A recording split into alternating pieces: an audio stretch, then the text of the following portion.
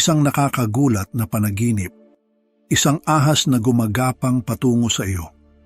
Bigla itong tumuklaw at nagising ka ng may kaba, may pawis sa noo, at may isang tanong sa iyong isipan. Ano ang ibig sabihin nito? Kapag nanaginip ka ng ahas, hindi lang ito basta panaginip. Hindi ito isang ordinaryong larawan ng iyong subconscious mind. Ang Biblia ay punong-puno ng mga kwento kung saan ang ahas ay lumilitaw bilang isang makapangyarihang simbolo, minsan bilang isang tukso, minsan bilang isang sumpa, at minsan bilang isang palatandaan ng paggaling at tagumpay. Kaya ang tanong, ano ang sinasabi ng Diyos sa iyo? Babala ba ito o pangako ng tagumpay? Maraming tao ang iniisip na ang panaginip ay isang random na pagsasama-sama ng alaala at emosyon, ngunit hindi sa mga taong naniniwala sa kapangyarihan ng Diyos. Sa Job 33, 14-16, malinaw na sinasabi na nangungusap ang Diyos sa atin sa pamamagitan ng mga panaginip upang babalaan tayo, ihanda tayo, at ihayag ang kanyang kalooban sa ating buhay. Ang panaginip mo ay maaaring isang liham mula sa langit. At kung hindi mo ito nauunawaan, baka may mahalagang mensahe kang pinalalampas. Ngunit narito ang problema. Ang ahas ay may dalawang mukha. Para sa ilan, ito ay isang sagisag ng kasamaan, tulad ng ahas sa hardin ng Eden na nagtulak kay Eva sa kasalanan. Ngunit para sa iba, ito ay isang sagisag ng himala, tulad ng tansong ahas na ginamit ni Moises upang pagalingin ang mga Israelita sa ilang. Kaya paano mo malalaman kung ang ahas sa iyong panaginip ay isang babala ng panganib o isang palatandaan ng tagumpay? Ngayong araw sisirain natin ang kalituhan. Pag-uusapan natin ang 10 uri ng ahas sa panaginip at ang kanilang espiritual na kahulugan. Bibigyan natin ng liwanag ang misteryo ng iyong panaginip gamit ang salita ng Diyos. Ngayong araw sisirain natin ang kalituhan. Pag-uusapan natin ang 10 uri ng ahas sa panaginip at ang kanilang espiritual na kahulugan. Bibigyan natin ng liwanag ang misteryo ng iyong panaginip gamit ang salita ng Diyos. Kung gusto mong malaman kung ano ang tunay na kahulugan ng iyong panaginip, manatili ka rito dahil baka ito na ang sagot sa matagal mo ng katanungan. Una, itim na ahas babala sa espiritual na laban. Efeso 6:12. Sapagkat ang ating pakikibaka ay hindi laban sa laman at dugo, kundi laban sa mga pinuno, laban sa mga may kapangyarihan, laban sa mga kapangyarihan ng sanlibutang ito ng kadiliman, laban sa espiritual na hukbo ng kasamaan sa makalangit na dako. Nagising si Daniel sa kalagitnaan ng gabi, hinihingal at pawis na pawis. Sa kanyang panaginip, nakita niya ang kanyang sarili sa isang madilim na kakahuyan, walang buwan, walang bituin. Tanging anino at katahimikan ang bumabalot sa paligid. Naghakbang siya ng dahan-dahan, ngunit sa bawat pag-usad niya, tila lumalalim ang dilim. Hanggang sa isang malamig na bagay ang dumampi sa kanyang binti, isang itim na ahas, kasing itim ng anino, gumagapang paakyat, bumabalot sa kanyang katawan. Sinubukan niyang sumigaw, pero walang tinig na lumabas mula sa kanyang bibig. Ano ang ibig sabihin nito? Babala ba ito ng Diyos o isang patibong ng kaaway? Ngunit bago pa niya maintindihan, biglang lumitaw ang 2 pulang mata sa harap niya, kumikislap sa kadiliman. Ang ahas ay hindi ordinaryo.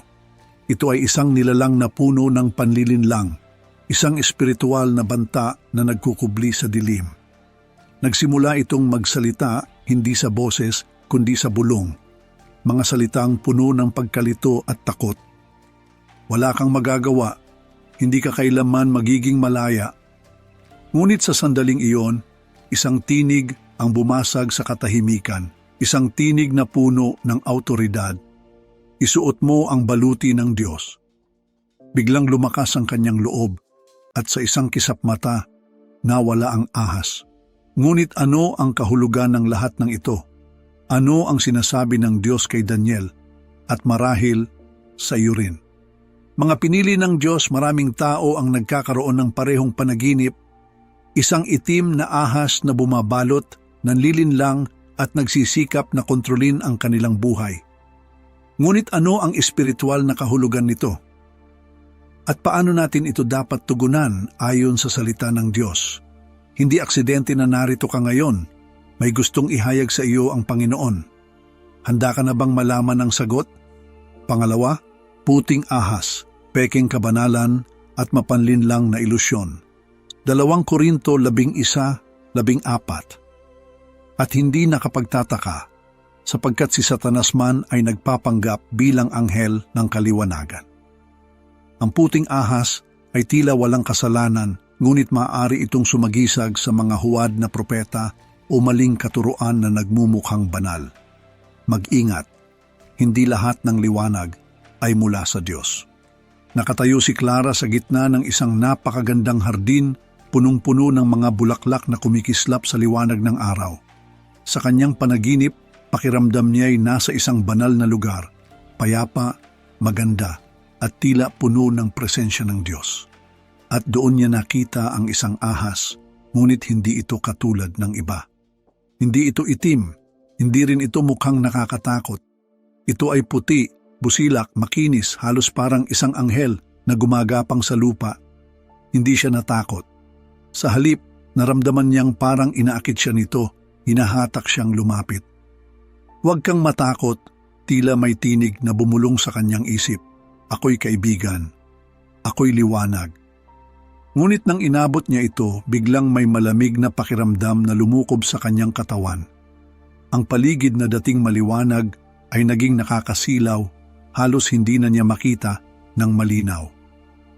Napansin niyang ang kanyang mga kamay ay parang unti-unting nagiging malamig, halos parang yelo. Ang kanyang puso ay kumabog ng mabilis, may mali, may isang bagay na hindi niya naiintindihan. Kung ito ay liwanag, bakit siya nakakaramdam ng pangamba? Kung ito ay banal, bakit parang may aninong nakatago sa likod ng kinang? Mga pinili ng Diyos, hindi lahat ng liwanag ay mula sa Diyos. Ang kaaway ay tuso, bihasa sa panlilinlang, at minsan ang kanyang kasinungalingan ay nakabalot sa hitsura ng kabanalan. Maraming maling katuruan ang mukhang makadiyos. Maraming huwad na propeta ang mukhang matuwid, pero ang kanilang tunay na layunin ay ilayo ka sa katotohanan. Pangatlo, malaking ahas, isang malaking pagsubok. Unang Pedro 5:8. Maging handa kayo at magbantay. Ang dyablo, ang inyong kaaway, ay parang liyong umuungal at naghahanap ng masisila. Kung malaki ang ahas, maaaring malaki rin ang pagsubok na darating sa iyo. Pero tandaan, mas malaki ang Diyos kaysa sa anumang ahas sa panaginip mo. Sa kanyang panaginip, nakita ni Marco ang kanyang sarili sa isang disyerto.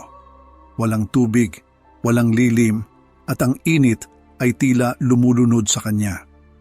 Sa di kalayuan, may nakita siyang isang bagay na gumagalaw sa buhangin. Akala niya ay isang patay na puno, ngunit nang ito'y gumalaw, tumindig ang kanyang balahibo. Isang dambuhalang ahas, mas mahaba pa kaysa sa isang bus, kasing lapad ng isang punong kahoy.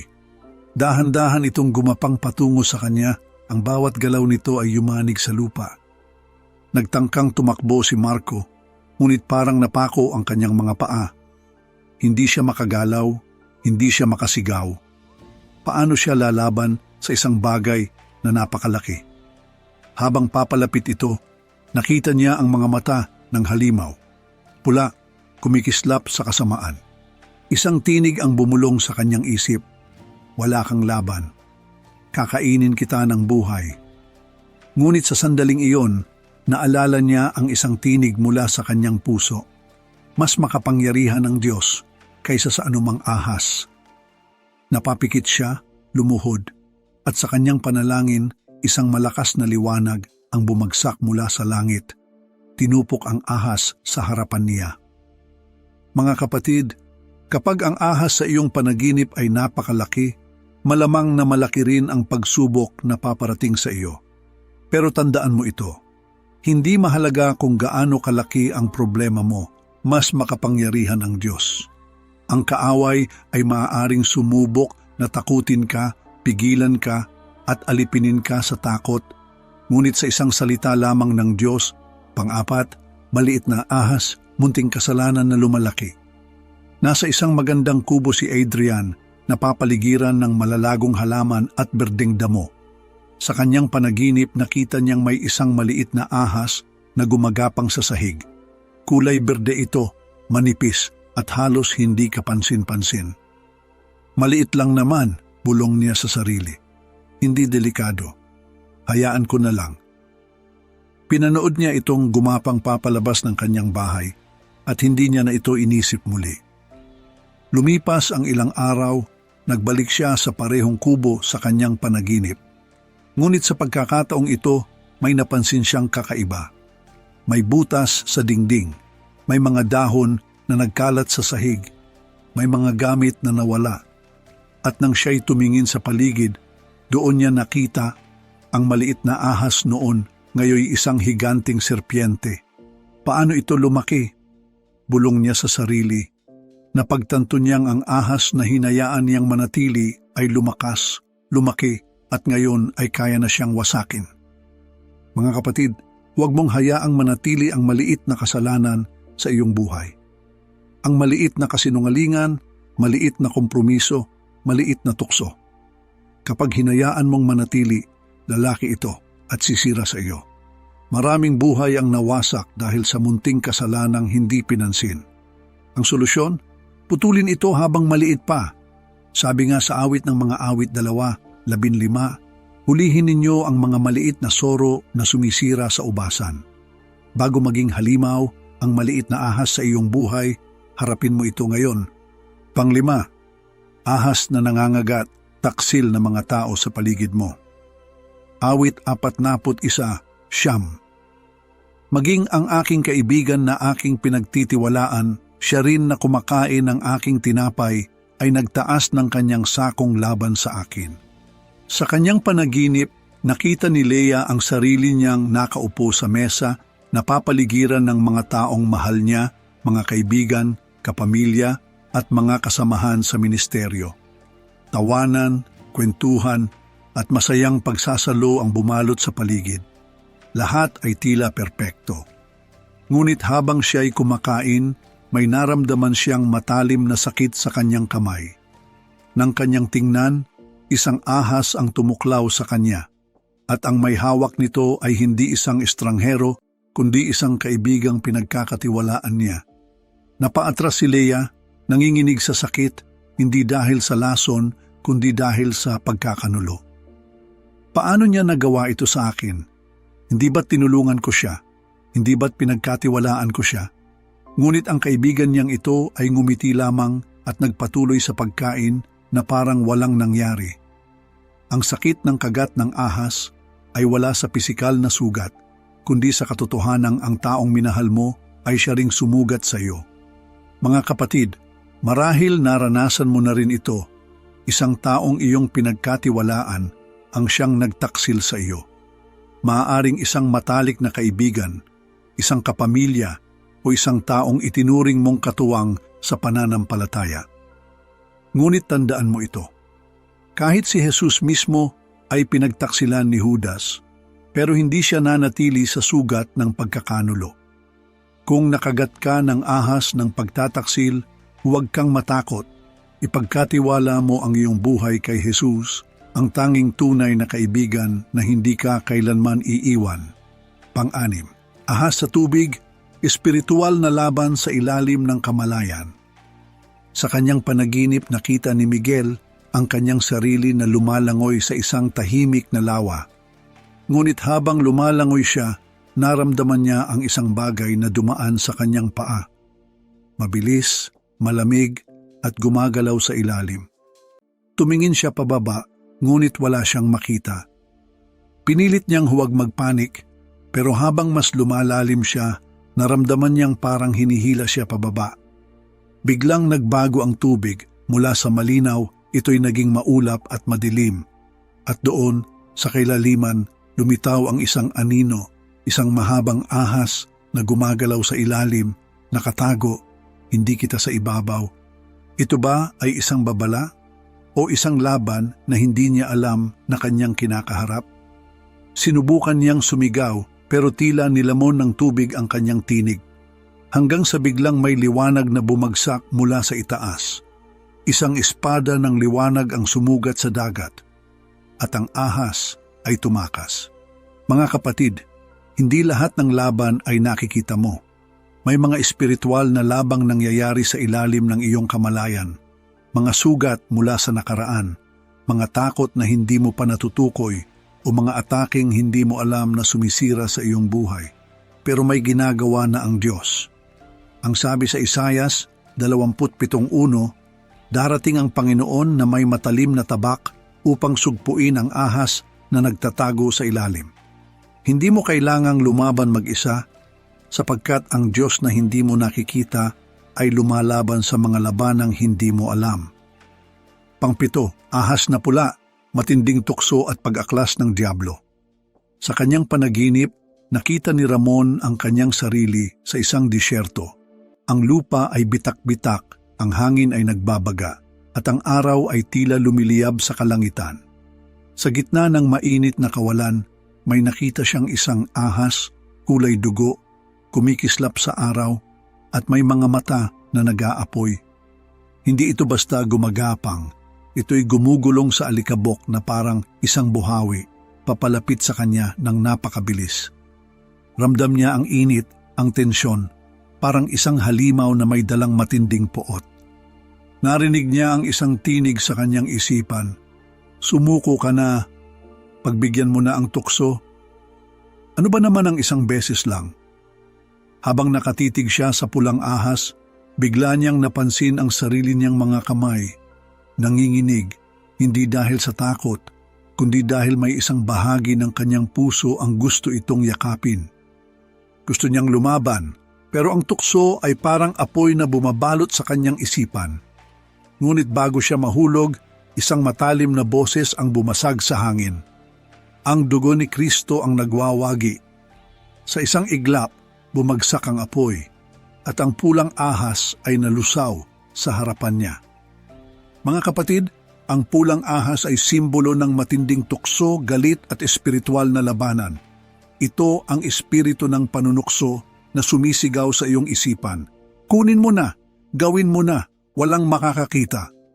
Pero tandaan mo, ang tukso ay hindi kailanman mas makapangyarihan kaysa sa dugo ni Kristo. Kahit ang diablo mismo ay lumitaw bilang isang pulang dragon sa Pahayag 12:3, hindi siya nagtagumpay sapagkat ang dugo ng kordero ang nagwagi. Kaya kapag dumating ang araw na ang tukso ay parang apoy na gustong lamunin ka, tumayo ka sa salita ng Diyos at ipahayag mo, tinubos na ako ng dugo ni Kristo, wala kang kapangyarihan sa akin. Pangwalo, ahas na lumalapit sa iyo, paghahanda sa isang pagsubok. Genesis 3:1. Ang ahas ay ang pinakatuso sa lahat ng hayop. Sa kanyang panaginip, nakita ni Joshua ang kanyang sarili sa isang malawak na daan, naglalakad sa ilalim ng isang maliwanag na langit. Ang hangin ay sariwa, ang paligid ay tila mapayapa. Wala siyang kamalay-malay na may isang nilalang na gumagapang sa kanyang likuran. Hindi niya ito nakikita, ngunit nararamdaman niyang may aninong sumusunod sa kanya. Mas pinabilis niya ang kanyang lakad at narinig niya ang bahagyang paggalaw sa damuhan. Isang ahas lumalapit ng palihim. Bawat hakbang niya ay sinusundan nito. Hindi ito sumisigaw, hindi ito naghahasik ng takot sa simula.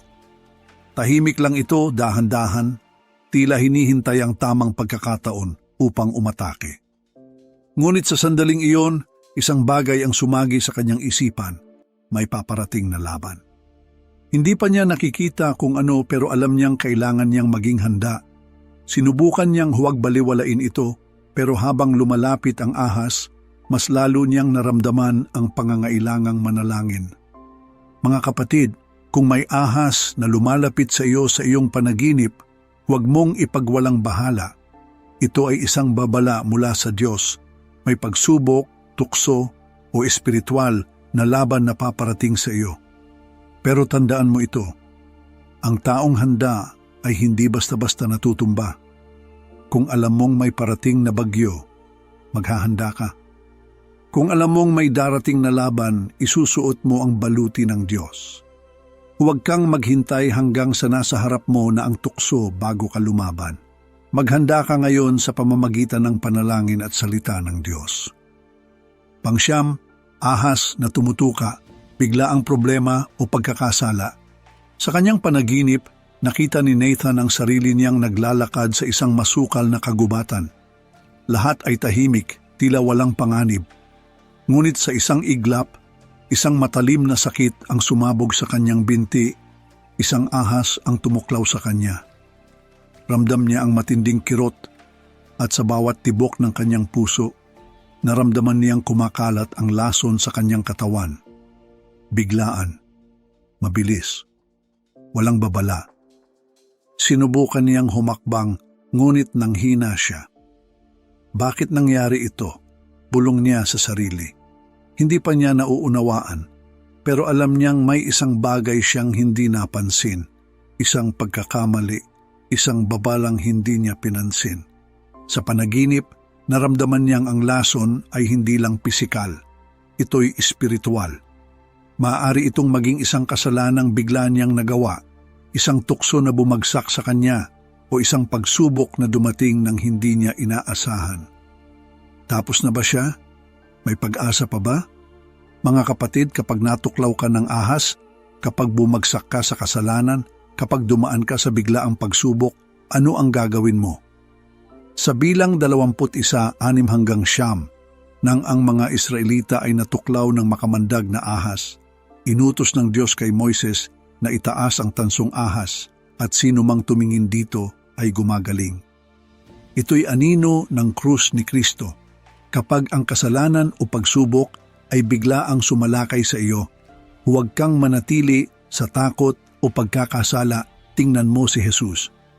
Ang kagalingan, ang kapatawaran at ang kaligtasan ay hindi sa iyong sariling lakas, kundi sa pagtingin mo sa Kanya. Kapag natuklaw ka, huwag kang sumuko, tumayo ka at tumingin kay Kristo, sapagkat Siya lamang ang makapagpapagaling sa iyo. Pang-10, ahas na tumatakas, tagumpay laban sa kasamaan. Nasa isang madilim na lambak si Elias, napapaligiran ng anino ng takot at espiritual na labanan. Sa kanyang panaginip, nakita niyang ang dambuhalang ahas, ang dating nangingibabaw sa kanya, ang dating bumubulong ng takot, ang dating sinusubukang puluputan siya, ay ngayon gumagapang palayo. Nangangatog ito, tila natatakot, pilit na tumatakas sa kanyang presensya. Ngunit bakit? Ano ang nagbago? At doon niya naalala. Siya ay hindi na alipin ng takot, hindi na siya bihag ng kasalanan, hindi na siya biktima ng mga panlilinlang ng kaaway. Sa sandaling iyon, tumindig siya at ipinasigaw ang isang deklarasyon mula sa langit. Sa pangalan ni Jesus, lumayas ka. At sa isang kisap mata, ang ahas ay mabilis na gumapang palayo na parang nasusunog sa hindi nakikitang apoy. Ang dating pinangingilagan niyang halimaw ay naging isang aninong wala ng kapangyarihan sa kanya. Sa wakas, siya ay pinalaya. Mga kapatid, ito ang pangako ng Diyos sa iyo. Lucas 10:11, binigyan ko kayo ng kapangyarihang tapakan ang mga ahas at mga alakdan.